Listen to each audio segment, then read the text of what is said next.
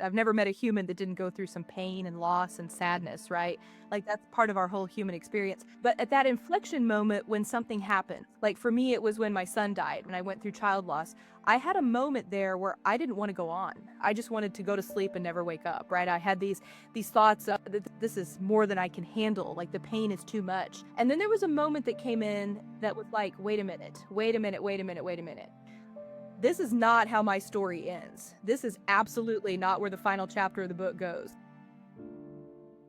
What happens when being a chef is no longer about cooking every day. For some chefs, leaving the kitchen means leaving the profession, but for others, it's the moment they begin shaping the future of it. You're listening to Fugitive Chefs, a podcast about what happens when chefs step outside the traditional kitchen path. I'm Furqan Mirza. I've worked in kitchens like Noma and Mugaritz, and today I work outside restaurants, currently as a senior innovation chef at Kraft Heinz. Today I'm joined by Tiffany Poe. Tiffany has spent more than 2 decades moving through restaurants, culinary schools, universities, corporate food, consulting, coaching, and now AI. But what makes her journey fascinating isn't how many roles she's had, it's that every step has been about helping chefs grow beyond the kitchen. Tiffany, welcome to Fugitive Chefs. Hey, thank you for having me, Chef. So before we get into the journey, because I feel everybody should look you up first of all on LinkedIn, because I feel when you see through the work that you've done, the work that you publish, especially even the first few sentences in your profile, right? A lot of things people could have different kind of assumptions of what what your day looks like. You're a chef yourself, so again, people put chefs in the boxes of where somebody who works in a restaurant and gives service, and you are somewhere outside that box. So tell us briefly about what do you do right now, chef, and how does your day to day look like? Absolutely. So I like to introduce myself kind of as the Forrest Gump. Like I've had a Forrest Gump career. Like that's kind of the best way to describe it. And I like it that way because I think it makes people go, wait a minute, what? Like I have these preconceived notions, like you said, and life doesn't look anything like that. You never know what you're going to get when you unwrap the mystery box, right? So that's kind of how I've approached my life, my career. I didn't end up wanting to be a chef at first. I Okay. grew up in a very small town, no culinary arts per se. Like we had this really great Chinese restaurant, but that was about it, right? So I wanted to be a I loved science and research, so I was actually a competitive science fair kid. I was a total nerd, loved music and art and all that fun stuff, but culinary arts was not on my radar. Fast forward, I needed a job, right? So in college, I needed to make some money, so I applied at this local fine dining restaurant, and the chef ended up grabbing me and like mentoring me. And long story short, I went to culinary school in New York, and the rest is history. So it kind of like found me, so to speak. It's been the only thing over the course of like 25 years that's kept my attention. I think all chefs kind of have a little bit of ADHD and a little bit of, like scattered brain thoughts every day. So Yeah. culinary arts has kind of been the bedrock, the platform that I've done everything else. Mm. But over the course of that 25 years, it's been very much like an adventure. Like you see open doors, you see opportunities, and you just jump through them, right? You meet somebody, they excite you. I think at the end of the day, it's about energetics, right? Like you feel the excitement and the passion of something, and that's what draws you in versus Mhm. like this kind of apply for a job, go through here. And a lot of people don't realize that. So when I mentor people, I'm like, you've got to go with the energy. You got to go where the excitement is. Like where do you feel drawn? Where do you feel in that area? So it's a little more like that than it is like a formula per se. Yeah, no, that's super interesting, and I feel that you can only get far if you capitalize what your strengths are rather than following a path which might not be using most of your strengths, right? So I completely agree with like looking for that inner voice of what attracts you in your day to day. Even if it's a boring job for now, there must be parts of it that attract you, and how can you capitalize to do more of that? And from somebody like you entering, as you said, culinary school at some stage when you got that exposure to what you do today, how different do you see yourself? Like the options that you had coming out of a school and the kind of career you have today, how Mhm. different is it from each other? Well, I thought I was going to culinary school to learn about food, but what I really went to Mm-hmm. culinary school for was to learn about the human experience and like the different ingredients, if you will, that go into successfully running a kitchen can be translated into all these beautiful things in life. And so when I look back at my time, I went to the CIA in Hyde Park, loved it. It was on, this beautiful Jesuit seminary on the Hudson River. It was like kind of like a mecca, right? So soaking up all that excitement about food, I started seeing different things happening. I was like, whoa, wait a minute, what's happening here? What's happening here? And it was almost like transcendent. And so I didn't really get that until about 10 years out when I was doing other things. And I thought, I learned all that in the kitchen, like problem solving, team building, communication, multitasking, all these different, like kind of corn fairy, sixth sense, leadership skills. They were all happening like snap, crackle, pop in the kitchen. and your brain was sorting all of it into like this synchronistic experience, and then you're able to translate that into other areas of life that really you can, if you speak the language right, you can do anything. So that's kind of what I've seen my culinary school time as such, is learning to speak the language of food, and then now I've Right. spoken it to like thousands of audiences, but not just the eating part, like the transcendent human part, which is really cool. So fast forward that, it's I've been able to do crazy, experiential things with my career because those were the bedrocks. It wasn't just about food. Food brought the people to the table, right? But it was those other skills like learning how to use creative intelligence to be able to activate a project. That's something that we as chefs learn very quickly. Other professions have to study that and apply it, and they have to get out into the workforce. We do it every single time we enter the kitchen. So I started looking at those higher skills and thinking, wow, this is really interesting. Like this is even more interesting than the actual culinary side itself.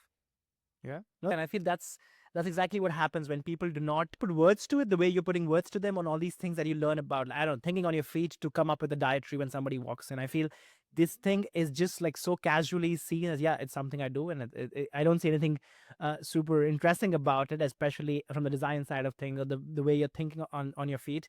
But I feel that the moment you start putting names on them and telling people that, okay, you do have the skill, you do see yourself in those other contexts, in those rooms where you might feel uncomfortable, but it's just that maybe they have formalized that into like learning in a very different theoretical way, whereas you have the practical side of it.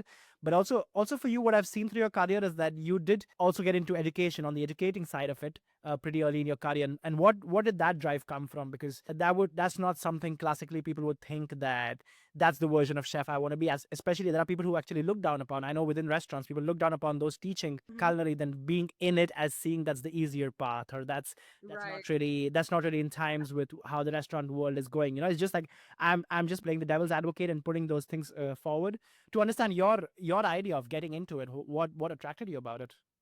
So I had, before I went to culinary school, I had worked up to being a sous chef. So I was already like kind of in the Right. industry. I had worked my way up the brigade. I was like, okay, let's go to culinary school now and like make this solid, right? Well, after culinary school, I got to see so many things in culinary school, research and development, working of course in Michelin, going to Europe. There was all these like things on the menu that you could do after culinary school. And to be honest, I had worked so much and I had done so much at culinary school that I was kind of bored. Like I was kind of homesick. So I wanted to come back. And I actually was enrolled to go to back to get a bachelor degree in food science. I wanted to be a research and development chef. And I kind of Okay. got kidnapped. I was recruiting for the school and I went in to do a demonstration and then they offered me a job. And I was like, wait a minute.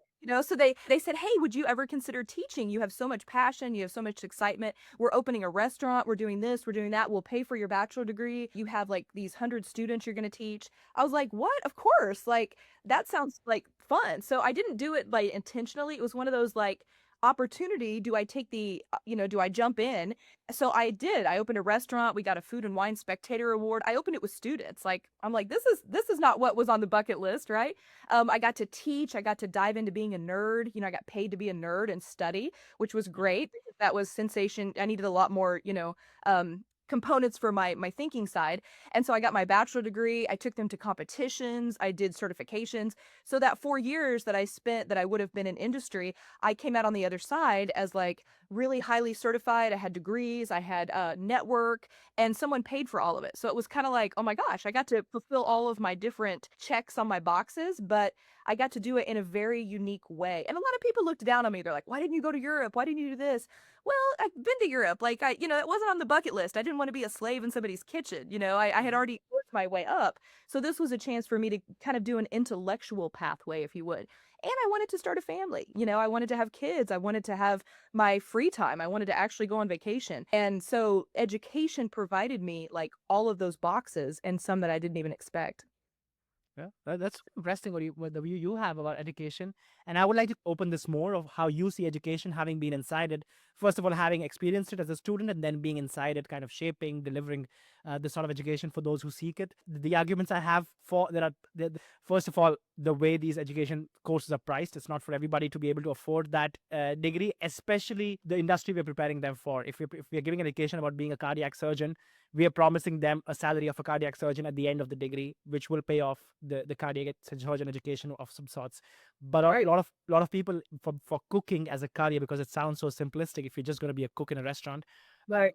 people question if education is the right way to go. For you, for example, you grew up the ranks and then through education. There are people who are going in education with just after finishing high school, just after finishing their just as a bachelor's, you know.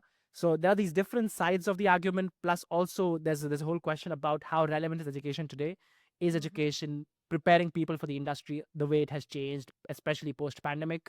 And also, I focus a lot on education in in the content and material I create, because I feel a lot of people, when they are questioning, especially at a later stage in career, of what else can I do, they look at education in some sort of like, can I specialize in something, or can I possibly learn, say, something to do with my physical skills and management skills in sort of a degree which can help me transform my career into some in the next step. But Oh, for yeah. you, I would like to hear from you, for somebody who's been inside, how do you see what is changing within education, and what has to change but isn't changing? No, that's a great question. And I think it's a question that every university, every training facility, every curriculum or designer of education right now is asking themselves. Even the big guys, the folks that have been in this space for a long time, they're all their ivory towers are falling, and all of the like crucibles that they've held on to, that like we have to do it this way, those are Yeah. all crumbling. And I like it because I'm a bit of a disruptor. I'm a nonconformist when it comes to education. Like Hmm. I actually home educate my kids. Like we do classical education at home, but like I have 4 college degrees, so it's very like very dichotomous, in the way Yeah. that I think. But for our field, we are one of the beautiful few places in the world of professional education where we are competency-based education. Like, can you actually do it? Like, it's nice that you took the test and got the grade, but can you actually do it? Like, can you prove yourself and do it? So I think that's a win-win for us as we look in the future and like AI and robotics and all that. Like, competency-based education is much more feelable, tactile. Like, I think it's much more useful education. The other cool thing is you don't have to be formally educated to get into our field, right? I think it's Right. helpful because you can put all your Legos in the right places. You can kind of like put your Lego set together because you've read the manual. But the creative, the really high impactful folks sometimes have not been through formal education. They have worked their way through the industry and worked with really beautiful minds and creative. I think it's whatever like you need personally, right? Like Hmm. there's ways to get in where you can go to school for free. I ended up getting a lot of scholarships, so my culinary education was like free. So I would not have been able to go otherwise. And I say free, like I applied for 5,000 scholarships, right? It wasn't free. Like, I had to work really hard. But like I've trained about 10,000 students now in the pendulum of 25 years, and a lot of them go to culinary school that I train, but they go at different ways. They go to career tech, they go to junior college, they go to private college. They don't try necessarily to like, oh my gosh, I got to go get this big degree and like spend all this money. They work it into wherever they're at in life, and most of us have worked and gone to school at the same time. I think that's changing though because of micro-credentialization. I think that that's coming into play. Yeah. I think now you can go online, you can teach yourself anything because education is now democratized, and then you can specialize in certain pieces and certificates and kind of break up your experience. Maybe you go to Le Cordon Bleu for a 10-week course and you live in France for a little while. Then maybe you go over here and you do something different, and then you top all that off with like a certification from ACF or World Chefs or research chefs. So you can mix and match. It's kind of like a Lego set again. You go back in and you say, what do I really need? I think the days where I have this degree and I have this and this and this, those are like, oh, those are over, I think. That is like a so 1990s, 2000, 2010 conversation. I think the chefs of the future will be credentialized in major like quantifiable skill sets like creative intelligence and problem solving and like organizational management and creative strategy, those kind of more nebulous conversations. I think those will be the certifications of the future. And it's very interesting that you touched that, because all of these terms that you've used do come down to a lot of skills that, as you said, it's very difficult to measure them on paper. It's just it's a mix of things that you create that you naturally fall into. And in that sense, my question to you is more about, are we, first of all, are we in education teaching techniques? Because I mean, that's the whole point of education, right? In the beginning of it, when you're orienting somebody towards a career, you teach them the techniques of it. But how much are we able to teach the adaptability? So I know that there are colleges which have externships, internship, what we call them, to get to you that real life experience. But is there something about, especially from people who are like you, who have been in the industry, have experienced things, and now they want to somehow boil that down into a course that can at Mhm. least prepare them better than you were when you first stepped into this field? So, Right. are there things about adaptability that we are teaching which could be taught in some way, that some ideas that you have?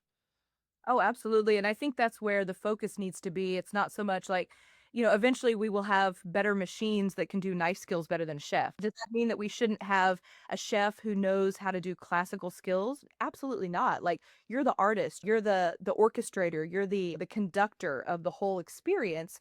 But we've got to shift from maybe like this skill set where it's been performative based, like I was a kid in the 90s, so it was like just do it, right? So it was all about what can I do? What can I do? What can I do? Now the conversation is shifting and you still need to be able to do, right? You still need to have that hand-eye coordination, the ability to move and shake and do that. That's more like physical kinesthetic, right? I think the shift is happening is like, wait, how do I program my brain so that I can do that effortlessly and seamlessly? But is that really the highest and best use of my brain, right? My brain in the future, the chef brain, which is why I'm writing a book about it, is because like I want to be able to understand the entire concept. Like I want to be able to play the instrument, but I need to understand all the melodies and harmonies and the timpani in the background, and I need to understand all that, and that takes a different type of skill set. So I think the skill set's going to shift to where, like the words you said, I'm going to learn adaptability and rigidity and tolerance, and I'm going to learn all of these innate skills that we've kind of stuck on the sideline, and we're like, you need to learn these, but like you Yeah, got to go pay you got to go pay your dues before you learn them. yeah. No, no, no. Let's teach those now. Like, I don't want to wait till I open that chapter of my life where I need to have like incredible strength and flexibility, and I need to be able to have all those emotional skills in there. I don't want to wait till I open that chapter to get those skills. I need to start Mhm. practicing them now. So you're starting to see that with education. People are requiring that you take emotional intelligence classes before you get started. You understand human psychology. You understand the kinesthetics of working with other people and how to properly communicate. So those skills are coming to the top. Like the cream always comes to the top, right? Yeah. So those are going to be the real skill sets of human intelligence in the future. No, it's a great time to be alive, because I feel, especially, it's not just a good to have now, it's becoming a must have, especially with, as you mentioned before, AI, digital native people, the younger generation walking in with those inside, as you subtly mentioned about people just saying it has to be a certain way just because I had it a certain way, and the new system, the new generation is kind of questioning that, which is bringing these things that you said, as you call it, the cream, to the surface. And I feel the only way to move forward is to be able to prioritize these skills. Doesn't mean you need to reprioritize the others, but it just means that maybe we need to measure people differently. Maybe we need to highlight skills, and if the system isn't doing, we as individuals within the system need to kind of question that, see what are the skills that we need to advance in the towards the career we want to be in. And also looking for places, because not every place might be able to promote this sort of an environment, but either you make your own space or you push your space to go towards that. And over there, I feel, what I saw from you, that you do a great job over there, which is more personalized, because again, these things are very personal. It's very much dependent on the person, the kind of person they are, to be able to see where they thrive. And I saw that you've also done certification to be a professional coach. So tell us about that. What where did the need for that come from? Was it something you saw that you felt the answers to it could come through getting the certification for being a coach? Yeah, absolutely. That wasn't in the cards either. Another Forrest Gump chocolate. Hmm. Uh, Yeah. so I had worked my way up. I did everything I was supposed to do, got all the degrees, got all the certifications, checked all the boxes, did all the right things, took all the right tests, everything that our profession tells you to do, right?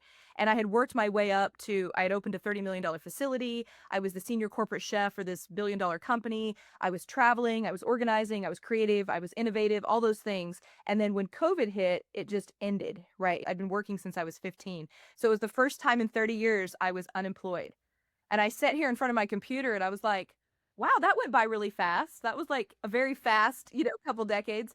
And I sat there and I was like, I had walked through child loss, I'd walked through parent loss, I had walked through, crazy stuff, identity loss and job loss at that point and all these losses. And so I had navigated through personal challenges and overcame, fighting off depression and other things that our industry had, kind of put on you, if you will. and had mentored all these students, and I sifted it all down and I said, what are the real ingredients that I loved working with? I love people. Obviously, I love food. Like that's my narrative, my conversation. But what do I want to do for people in the future? And when I looked back at my life for 20 years, it was the spark in the people's eyes, like when they finally got it, or when they came to me and said, Chef Poe, I got this interview. Like, how do I do this? Like, what do I do here? Like, how did you get through this? Or they come to me and they say, I just lost somebody in my family. How do I navigate through this season? Or, just these deeper conversations of life. And when I sifted it down, that was really what I loved. I loved being able to help people go on to their next greatest thing. So that's where the life coach thing came in, and it became more of a professional coach because I had so many students and mentees in that, professional space chef. It really is more in that side now. So that's where most of my consulting and coaching comes out of, is our industry. But those were the ingredients that I really love. That if I could take anything with me in my purse, it would be Yeah. helping people work through those components and work through those challenges in life, because that's another thing they don't give you, right? In school, they don't Yeah. give you a manual on how to overcome, loss, or how to pivot whenever you lose your job, or how to take all of your toys, that you've collected and go do something new with it. Maybe I don't want to be a chef anymore. Maybe I want to do this instead.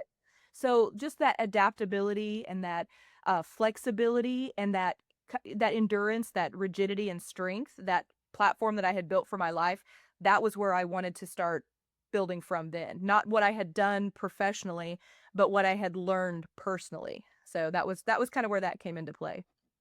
And in that work of like being this coach for people, going through that process yourself, and having these people who have, all of them have different things they want to address with you, in that phase, what has been like the things that you see chefs especially struggling with? Is it more about the cooking? Is it about them feeling that they are not up to par with what their idea of the cardio is? Or is it something that you touched also briefly, is their identities issues? Because that's what I'm seeing within the community that I run. A lot of them are not able to give up that the identity that they had of themselves, or how they had told people they would look like as a chef. That Mhm. this alignment, they know there's a better future out here, but they just can't do it because they have told they can't do themselves. So where are you seeing more of these tensions? No, that's true. The identity is what it's really all about, because I had all these hats that I wore. I've had 7 kids. I Mm-hmm. owned a bed and breakfast. I was a food truck, owner. I kind of did everything, right? So I had all these different hats that I took on. And when I took all the hats off and I put them in the corner, and I was like, do I even like any of you? Like, which hats do I want to keep? Of course, I Yeah. kept, the family hat and the kids and all that stuff. But like those were the important pieces, right? So then I started crafting my new story, my new narrative, my new creative intelligence energy that I like to help people kind of harness. I started crafting it around what I really liked. Maybe I don't want asparagus on my plate. Maybe I've just been told my whole life that I'm supposed to put asparagus on the plate, but I don't really like it. And so we have all these preconceived notions that I have to go do this and this and this. Who told you that? Like, so that's the biggest thing I help people work through is, are you really doing what you love to do? Like I have this sign on my wall behind it says, do more of what makes you happy. And that's Right. what for me my pivot went to, is like, does this really even bring me joy? Like, is this something that really excites me, that lights up my heart, passion and flame?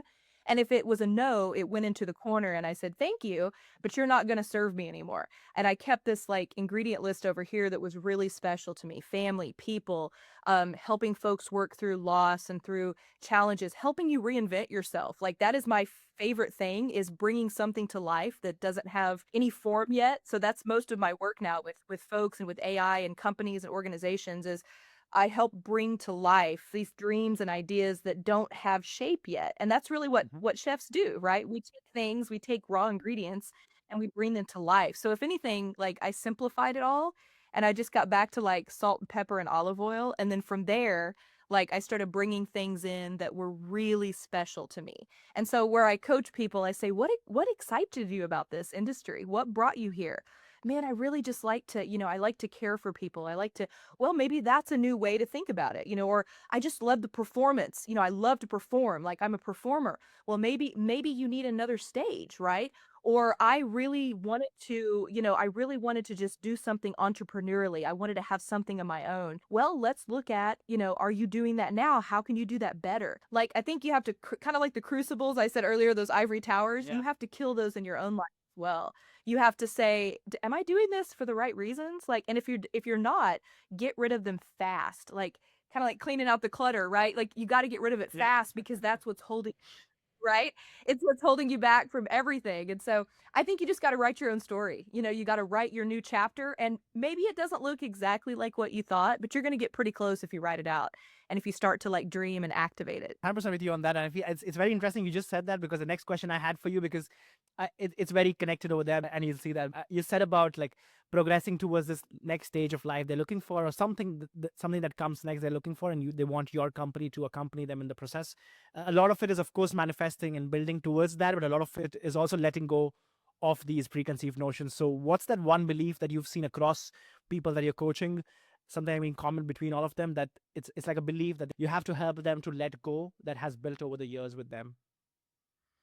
Oh, it's so hard. And it's hard because we make these things so personal, right? Like Yeah. these castles that we've built, these accomplishments. Yeah, I took all of my stuff off the wall that I had accomplished the first 20 years of my career, you know, the certifications and the awards and all these things, and I just took them down. I was like, I'm so not that person anymore, right? Like I'm grateful. Like you don't want to dismiss it like, oh, that was nothing, right? You want to sit down and say, gosh, I'm so grateful for all those experiences and all those people and all those accomplishments, right? But you also then have to put them where they belong, which is on the shelf. You can't go relive them over and over and over again. I think so many people spend so much time in the past of what they did do or who they used to be that they forget, like, I have to live right now and the future, right? And of course, my kids help me with that. I have kiddos that are like 5 to 21. So I'm always like, you know, I get to see the whole pendulum of life through their experience and through their eyes.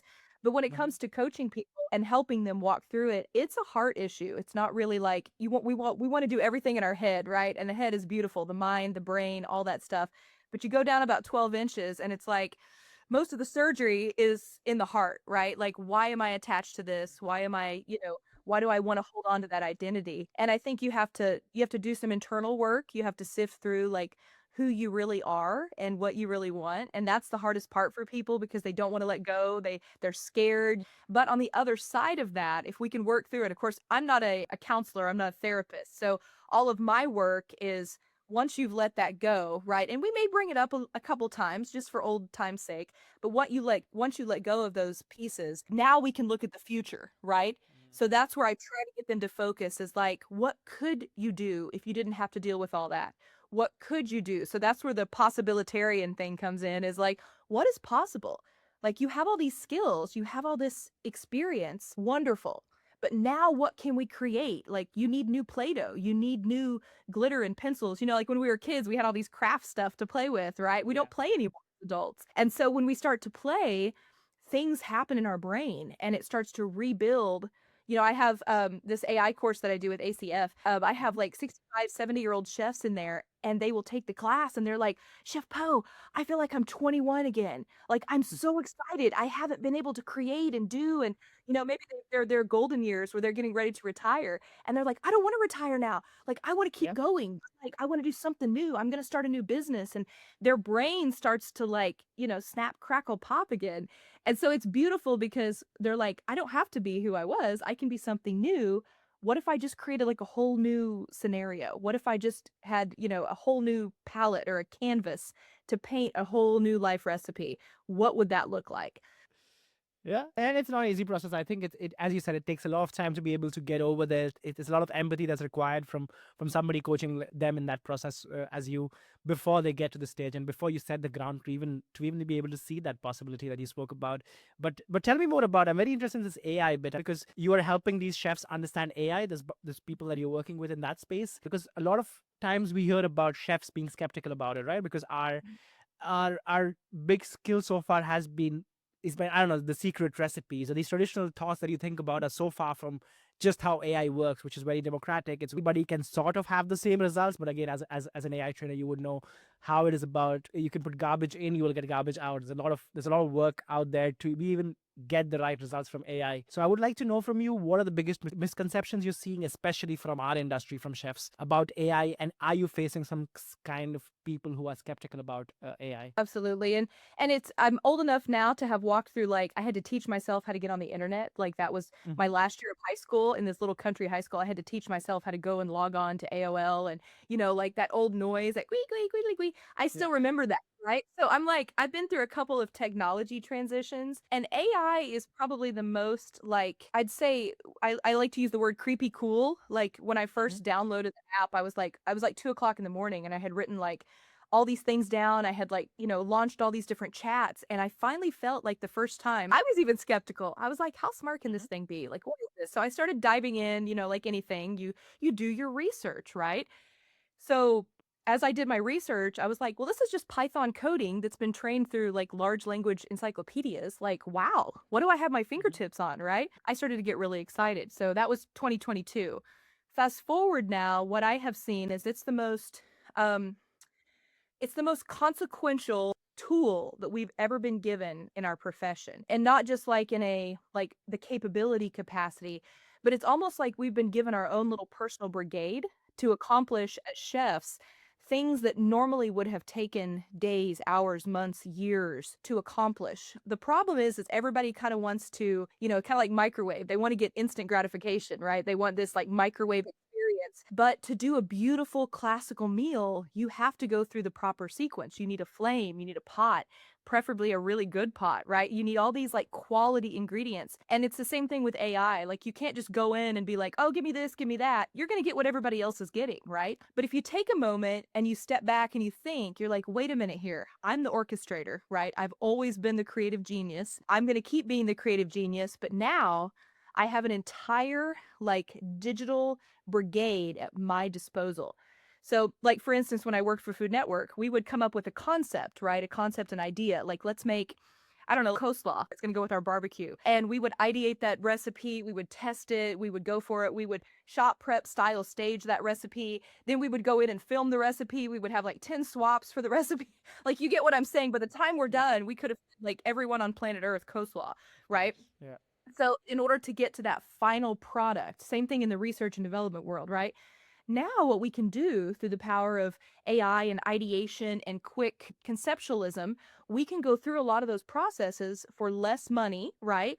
But then we can also strategize and make higher quality decisions around sustainability, around creativity, around application, around creative thought process and execution. We can map out systems of operational excellence to go with that. We can come Yeah. up so much higher.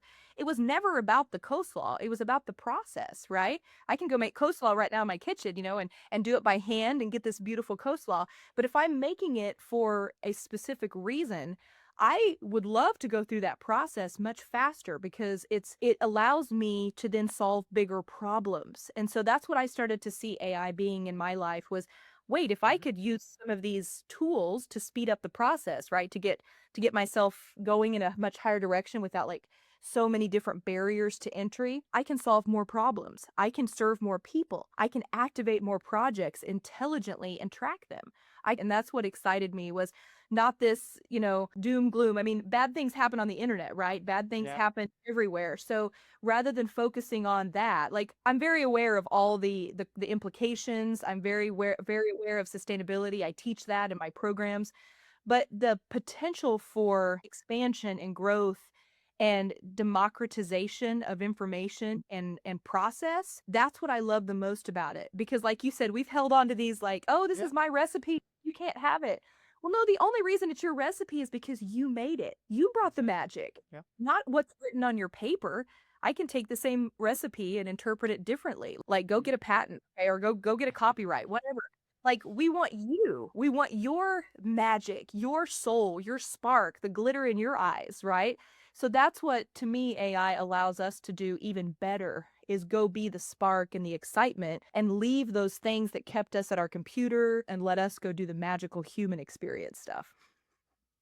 Yeah, no, I love that way of looking at it because I feel, and you've captured all of the essential misconceptions around AI, but you've also explained somehow on what role AI has to play and what role the human has to play to be able to have. And I feel at the end, it's a relationship, and so do we have. It's just that it's a very advanced tool, but we've had similar problems, as you said, with the internet age, or the boom of typewriters, the boom of cyber cafes, and all this has happened, and we've seen it as we grew, right? But I think every tool is only as efficient or as good as the person using it. So in case of chefs specifically, what kind of chefs are going to benefit the most from AI? Because you could give the same training to 10 chefs, right, in a group, but there will be some who will benefit the most. And what's it about them that you see as somebody training that makes them the perfect match for being able to benefit from AI?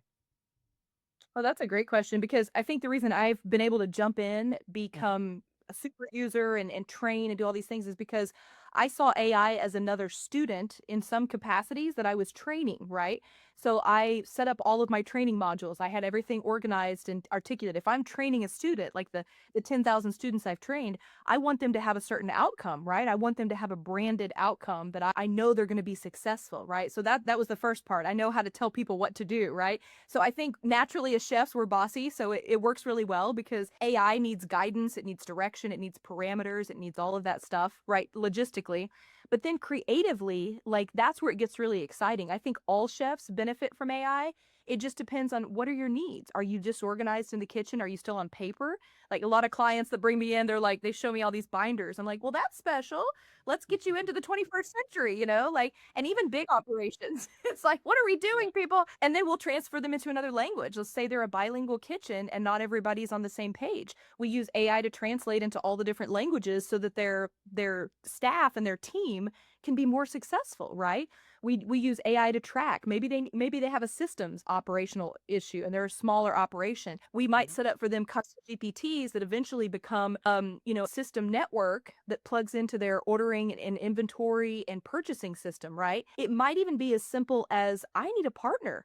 I don't have anybody on my team that I can ideate and create with. Grant, Atchis, he's Yeah. his new sous chef is an AI bot that he created. He's like, if I created a partner, it would be a gal from the Midwest who was raised on a farm, who was trained in a Michelin restaurant, who has like, a great personality and is excited about life. And I want to partner with her, right? I want to know what she knows. So he created his own, avatar. And now he's got, a couple of menus that he's generated with this. But it's about having fun at the end of the day. Like, how Mhm. fun is this that we get to do a whole new, repertoire of activities and processes that no one else before us. Like if Escoffier Yeah. was alive today, oh my gosh, he would be like an AI nerd because think about it. He was the original like OG of creative intelligence, right? He was just working with potatoes and onions. I mean, now he would be like, he would be like super genius Einstein because AI allows us to almost be superhuman. So that's where it is like, what is your ultimate superstar or superhero, goal? Do you want to be more organized? Do you want to be more creative? Do you want to be more business savvy? Well, we can help you with that. Let's get into AI. Yeah. No, I love it. I love it. And I feel it's only about seeing the possibilities of it. And I think the sky's the limit, as you said. It's yeah, a lot of things that were limited because of the human capacity more than capability. I think it unlocks that other side of capacity which you didn't even know you could count with. And to this, I would like to come to a part of your profile that I really liked when I was looking through your LinkedIn. You use this word very often. I think you mentioned it now as well, the possibilitarian, as you call it. Tell us about that. Tell the listeners about what does that word mean for you? How do you define it? Well, when you've walked through life and you've walked through disappointment and you have these things happen in your life that you can't control, right? You lose someone, you lose something, you walk through really horrible, ugly things, right? And we've all had those in our life. It doesn't matter what your story is. I've never met a human that didn't go through some pain and loss and sadness, right? Like that's part of our whole human experience. But at that inflection moment when something happens, like for me, it was when my son died, right? And I went through child loss. I had a moment there where I didn't want to go on. I was like, this is I just wanted to go to sleep and never wake up, right? I had these thoughts of this is more than I can handle. Like the pain is too much. And then there was a moment that came in that was like, wait a minute, wait a minute, wait a minute, wait a minute, wait. This is not how my story ends. This is absolutely not where the final chapter of the book goes. Like I had seen too much. I had too many great moments in life to think that this was the end of the story, right? And everybody has that moment where maybe they're battling something or they lose their job or they lose their house or their family or their car, or anything. It could be any loss. And you go, this is the worst I've ever felt. And you have a moment. It usually happens in about like a snap where you have to go, wait a minute, wait a minute. This is not how I want my story to end. I want it to be like, I want to end on a really good chapter. Like if the story ends in the movies we go see, right? If they end on the bad note, we would all leave and we would never ever want to see a movie again from that director. We would want our money back, right? So I had Yeah. that moment where I was, this is not how the story ends. Like this has got, it's got to, something's got to change, right? So I turned my perspective, and it's kind of funny that I'm in front of a window. I turned my perspective to like to light and hope and possibility and like, wait, what if this is just a chapter? It's a horrible chapter. I don't ever, want to go through this again. But what if my chapter's not finished? Better. And so that's where I'd call myself a possibilitarian is there's always hope. There's always something that you can turn and say, wait a minute here, this is not how my story ends. And so yeah, I did. I walked through child loss. It was the worst, experience of my life. But as I turned my life and I started focusing on other people and started serving people and started, tracking one foot in front of the other and getting out of bed again and, walking forward, I'm to the part of my story that like I've gone on, I have three rainbow children. I have a beautiful little one with Down syndrome that I would have never got to meet, had I stopped at that moment. I have a beautiful daughter. I have another little 5-year-old, that I got to meet. I have all this beauty and joy and excitement and fulfillment and passion and purpose right in front of me now that's like, my gosh, it's better than anything I've ever tasted in my life. But what if I had stopped the story? So when I try to shift people or companies or organizations or anybody I'm working with, I say, wait, what is possible? What if we were to draft that story? How do you want it to end? What's your ultimate long-term goal here? Is it to stop and be like, oh, sorry, we quit, that was the end of it? No, no, no. Your story is just getting really good. Like we've got to craft an ending here that is like off the charts, like award winning, Emmy winning, Oscar winning, ending to this story. And that's what gets me excited. It's like you've always got to frame yourself as like, wait a minute, you don't want to neglect the grief or the sadness. You can't, get rid of that. You can process through it, but don't quit, right? It's like what's ahead of you, what's forward. Yeah, no, it's beautiful listening to you, Chef. I mean, I think all that you've shared, it's very important because as you said, at the end of the day, it's these stories because I can look at your LinkedIn, I can look at your website, but there's only a very small version of it I get. But for me, the reason the podcast exists and the long form conversations exist, not just on my podcast but others, I feel is because we always end up consuming cause of how social media is today, cause of what is out there, that we only consume the success stories of these last chapters, which look like glory, but we do not see the nights that are gone before that overnight success. And I feel the use of AI between us has been me kind of scheduling the podcast with you, finding a slot that fits for both of us. But I feel we need this human connection to understand what else goes in there, so that anybody else who's listening to your story doesn't just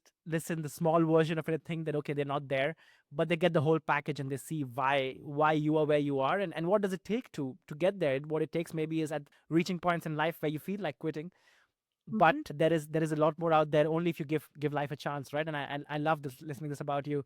And as you've said, as you're writing this chapter, and I feel there's a lot more to come in this story that you're writing. Tell us where you are today. Tell us about what is exciting you for the period to come. You mentioned about a book that you're writing. Tell the listeners what should they watch out for coming from you. No, that's beautiful because it is about like what you can leave behind at some point, right? You have to decide. People say, "Oh my gosh, why'd you get into education?" Well, I wanted to Mhm. inspire students, right? I have like thousands of students now all over the world that are successful chefs, right?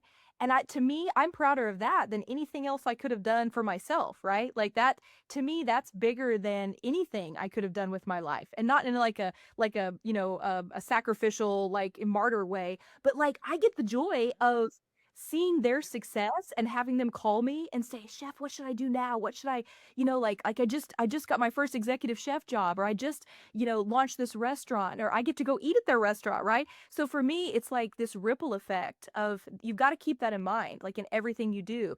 What is this going to mean 5, 10 years down the road? I can serve myself. I can make a name for myself and I can do this and that. And that's all good, right? But that's fleeting.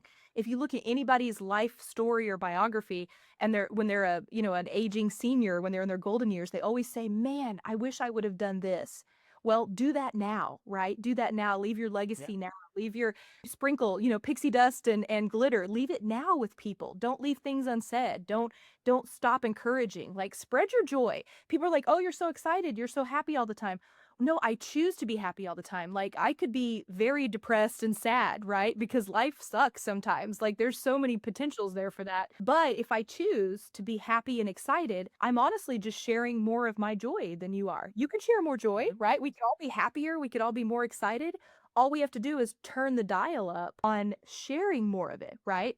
So that's kind of where I'm at today. It's like, how much can I share? How much can I appropriately, dose out of the happiness and the goodness and the excitement that I feel to others? And so when you look at that, you start trying to find ways to duplicate, kind of like you're doing with this podcast. You're sharing your question that you have, and you're magnifying it and sharing it with others and bringing everybody into the conversation. So that's where I'm at with clients or with AI or with, things I do with my kids is what can I develop now that will be alive 5, 10 years from now? So I'm writing a book. I've started writing a ton of books over the years, as you can imagine, with all the different adventures, and none of them really stuck. It was kind of like, I'm not really there anymore. I don't really want that. This particular season, I've been invited a lot to speak about, what's going on with AI in the chef world and what's happening there. And I started to formulate this piece, like what's really happening in that chef brain, right? Like what's really happening? If I were to stick probes on your head and measure like what's happening, what's going on in there? What's that glitter? What's that snap, crackle, pop? And so I started looking into the neuroscience, the neuroeducation components, the neurogastronomy kind of aspects of food and of the chef brain, and overlaying that with a beautiful aspect of, wait, what are we really doing here? This is really creative intelligence. This is really creative strategy. This is really critical thought and problem solving. So I started expanding out into like, these are bigger conversations than just food or running a kitchen or something like that. So it's a beautiful conversation because anybody, the engineer down the road, the teacher, they can have a chef brain. They just have to start getting more in Yep. tune to their surroundings. Like we're the only profession on earth that gets to work with all five senses every time we start working, right? No other profession does that. They might use four, but they don't use all five. They don't usually eat their subject at the end, right? So Yeah, looking at for it sure. from that perspective, it's fun. So it's a book about human intelligence, about what makes us truly human. That those pieces over here that we don't develop enough, like we talked about through the podcast. And then what do we need in the future to become more human intelligent and less augmented or artificially intelligent, right? Because we can always program a new story and new software, right? A new machine. But if we were to go back to being human, what really makes us human? Machines don't eat, they don't love, they don't have empathy, they're not going to cry if something's lost, there's no emotion, right? We can program them to kind of get close, but they're not going to be human. So what does it mean for us to be human? So it's really more a book about like the human experience than it is about the brain, but I think it all starts kind of up here. Everything happens between the ears. So it's exciting. So that's kind of what I want to leave behind for my students and for my professional world. And then for my personal world, I'm working on, other things. How do I equip parents with special needs kids to see their brilliance? How do I teach kids how to harness their creative intelligence? So, I'm always trying to like leave behind the little nuggets, if you will, but it's a fun journey. It's always a new chapter to write. No, super exciting for me, and I feel it's what stands out to me is the amount of impact, because I feel as a chef standing in a restaurant giving that service for like 50 covers, the impact is definitely limited. I'm not saying it's not valuable. It's definitely valuable for the diner who's sitting there, and you can do justice to that impact as well. But I feel the moment you take those skills and take them to a bigger stage, to a bigger crowd, as you said, leaving behind this book, you multiply that impact into even your passive hours, the hours that you're not actively doing while somebody is reading the book or consuming your content. I feel that's really beautiful to be able to synthesize all of this and leave it for the generations to come. So I love that bit that you shared. And lastly, before I let you go, I would love to hear from you, because you have spent much of your career helping other chefs kind of discover what's possible, as you spoke about it. Mhm. But for somebody who's listening, because most of my listeners are chefs who are possibly currently in the kitchen, in hospitality, working in the restaurants, and they don't feel that this currently what has fit for them for the past few years has not, it Mhm. doesn't really fit into their current life of what they do. And for them, like, they're curious about this new path, whatever it may be. Maybe because you have reinvented your career so many times and you've explored so many paths as a chef. But for them, if they're curious, what would you say, if you put yourself in their shoes? What's the first thing they should be able to do? No, that's a great question. I always try to frame it from the perspective of like, what's going on in the back of the burner, right? What do you got in the back? Mhm. What do you got working on the back end there? And I've learned this from my friend Chef Jeff Henderson. He's an incredible like mentor and teacher. He spent many years in federal prison for being into all kinds of horrible criminal things, and now he's a Kepler speaker and an author and an amazing father. And he said there you gotta have the back burner going. What is it that keeps your flame on? What is it that keeps the back burner open when you've got your job, right? You have to pay the bills, you have to, go to work, right now. But what's on the back burner? Like, what do you got? What kind of sauce you got working in the back there, chef? Because every chef's always got a little something something going on the back burner, like they're working on a little reduction, or they're working on a little something something they're going to add into the flavor profile. So work your back burner. Like, that's what I usually help people start with, is like, if you're not happy with where you're at and you feel like a spoke in the wheel, or you feel like you really want to reinvent yourself, you have to start on the inside. Write it down first, right? Just like you'd write a recipe or start your ideation process. Nothing happens until you write it down or you ideate it. You could use AI if you wanted to, but start that process and flesh it out. Get all those ideas out. And once you see them, then you're going to go, wait a minute, I have like a really cool recipe here. Like, I could start doing a couple dinner parties a month. I could start offering my services online. I could write a book. I could share these recipes. I could sell that and go on and do this. So you've got to start thinking in like, wait, what can I extract more than just my labor and my time and my, salary requires of me? What have I got on the back of the burner? And then develop that, make it taste amazing, get some new skills, get on Coursera and take some free AI courses. Have your spare time doing what really brings you joy, because otherwise you're never going to pivot out of that scenario. Sometimes it happens fast. Sometimes you lose your job and you're like, "Oh man, what am I going to do next?" And that puts you into a scary scenario. A lot of chefs have walked through that since 2020, where the whole section of the company has been eliminated, right? So you have to go, wait a minute. Wait, that wasn't about me. That was about like them. How do I take my skill set? I have knives, we'll travel, right? You still got skills. You've got things that you've never tapped into. So flush all that out and say, what brings me joy? What do I want to do every day? And hold on to that and like develop it and get a mentor, get somebody who will speak into your life and not tell you what you want to hear, but tell you the things that are going to be painful so that you can move forward. And find an outlet. That is the most important thing. Like, you've got to create at something. We are creators, right? We have to create. So a lot of times chefs they're doing something for a company and they're creating beautiful things and they're solving problems, and they're not creating anything for themselves. So they're stuck because they feel like the Dead Sea, right? Inlet but no outlet. I've been there many times and I'm like, wait, I got to dig outlet, I got to dig out again. So keep something going on the back stove, dig your way out a little bit, but don't stop creating. Like, whatever it takes. You may have a thought. Like, I get those 3 a.m. thoughts, right? And it's like, oh my gosh, what if I had a restaurant in Seaside, Florida when I retire?